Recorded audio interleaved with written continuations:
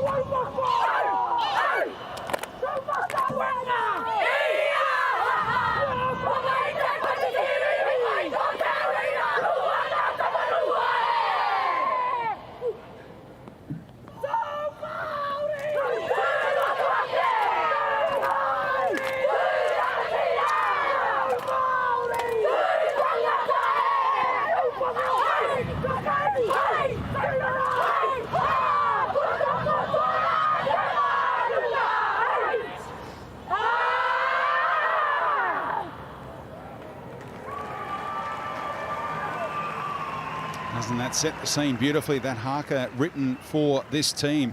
It speaks about where these players come from as individuals and how they come together as a team. There's a focus on how strong they are, while they also offer that challenge to the opposition in a respectful way, and it carries through here as the players embrace before locking horns. What they can do to set the momentum and the platform for them to play off the back of.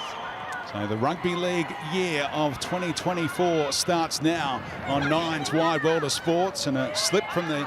They get to restart their set here, and they're in a wonderful position to attack.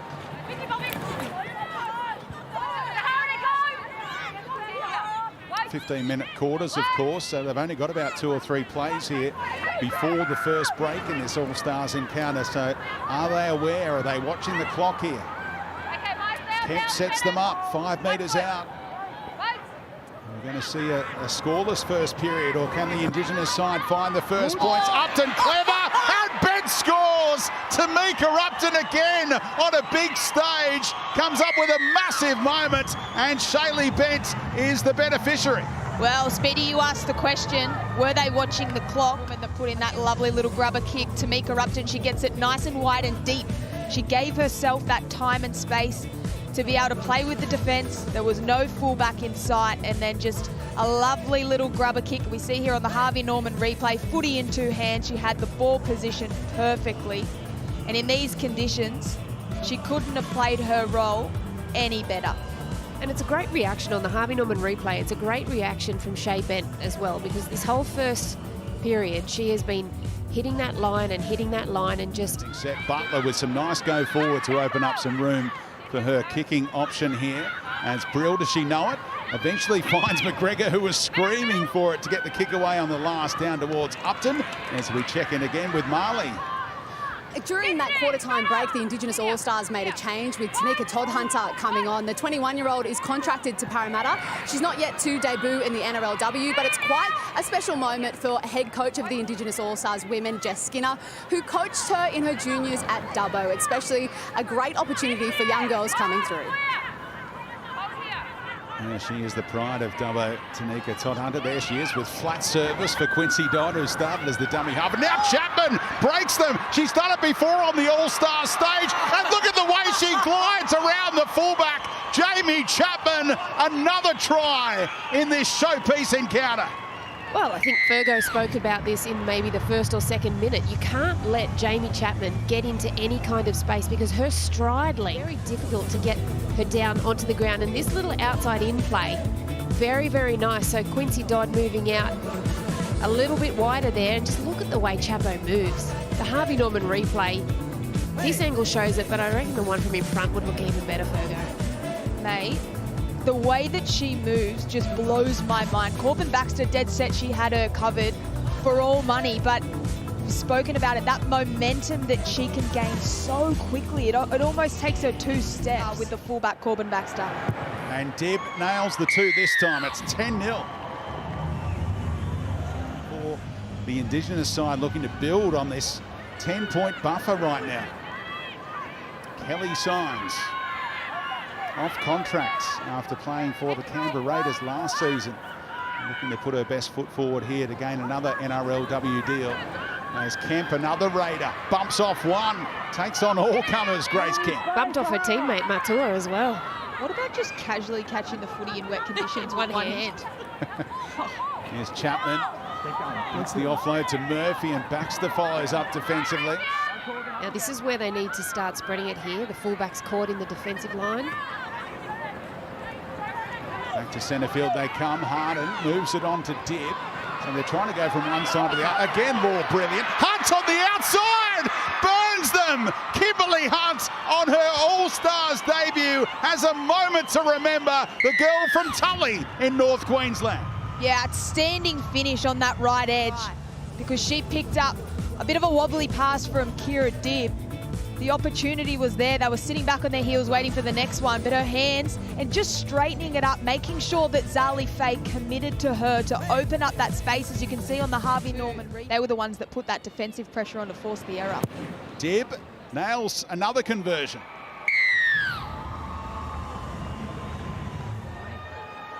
Just got it away in time, but not much adventure understandably, they're in control here. The Indigenous All-Stars at half-time in Townsville. They lead by 16 points to 0.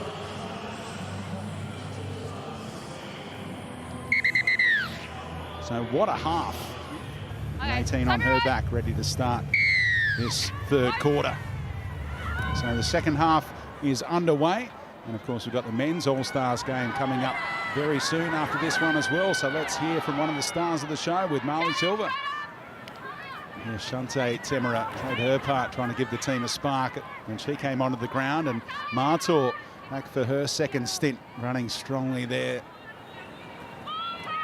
Now Maya Helmawana keeps the legs pumping. Good go forward here. One out stuff though as they play catch up. And a kick to come from McGregor. Tries to poke it into space to get it away from Upton, but able to get there on the first bounce, Tamika. Playing just her second All-Stars game. She missed out last year. Jamie Chapman was the fullback in that match in Rotorua. And here is Chapman. Space again for Jamie. Oh, she's a mover. One of the great movers. Jamie Chapman has another double on the All-Stars stage. She's just so good. She just hurdled her then, Ruth. Yeah, and she's powerful. And then did you see who was chasing her? The person with the longest legs was being chased by the person with the shortest legs. Shante Temera knew she wasn't going to be able to keep up. It's just Chapo getting herself in position, staying alive, defence biting in on the ball there, and just look at her power. Strides away, and then, yeah, you're right, she does do a little bit of a hurdle. Olympics are coming up. There was space there from the Māori women, and I think that's a big part of their game that they have to clean up is their line speed and just staying on their feet and continuously moving. They didn't do that. Jamie Chapman got the footy in her hands, and as we've seen her do twice already, hit her straps from just a couple of steps to get over that advantage line. You cannot give 32 minutes of footy. And straight in front, Kira Dibb makes it 22-0. If they get their line speed, they stay together and they're physical, they'll be able to restrict the metres that the Indigenous side can come out of trouble or force another error like that. So this is a key opportunity here for the Māori. They must score points in this set. Again, they start inside the 30 with ball in hand, and Biddle caught high by a lazy arm by Koenig, who bailed out in time to avoid the penalty being blown. But inside the red zone, Biddle hopefully able to continue on there. A little proppy after that play the ball. She's in trouble. She's calling the trainer. She can't move. Lower leg injury for Anessa Biddle, the Cronulla Shark, as Quinlan goes to the winger, and they are on the board now through Jazzy Strange for the Māori All-Stars. Yeah, great awareness from Ash Quinlan to let that ball go to a winger. Just watching that defensive line and the way that their shoulders and their hips were facing. As we see here on the Harvey Norman replay, you can see Jamie Chapman's in, the wingers in, and she just gives it to Jazzy Strange, nice and early to execute and score that try. I want to put the cherry on top here, the Indigenous side. Still leading by that 18-point margin. Here's Chapman with the play that she scored all those tries off in the grand final off Loz Brown passes. Yeah, she wasn't going to let that happen again, Kennedy Cherrington. Great contact, first contact on Jamie Chapman. Kemp. Oh, out of the line.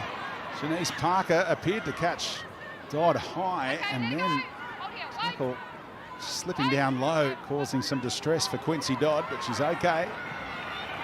Kick in behind from Dibb. Awkward bouncing ball, and Hunt, of course, with the ball handling. The girl from Tully has a double, and the crowd, all her family and friends, roar as one for Kimberly Hunt. I can hear all of the NRLW coaches' phones just tapping away right now, just texting. Faye has to make a clean play at this ball, and the pressure just unfortunately forced the error out of her, and Kim Hunt was in an excellent position. From out wide. 3 out of 4 tonight, and it's 3 out of 5 just. 26 points to 4. Do they try and go 90? I think that'll do us. The Indigenous team celebrate success in Townsville and square the ledger at 3 wins apiece down the years in this head-to-head battle.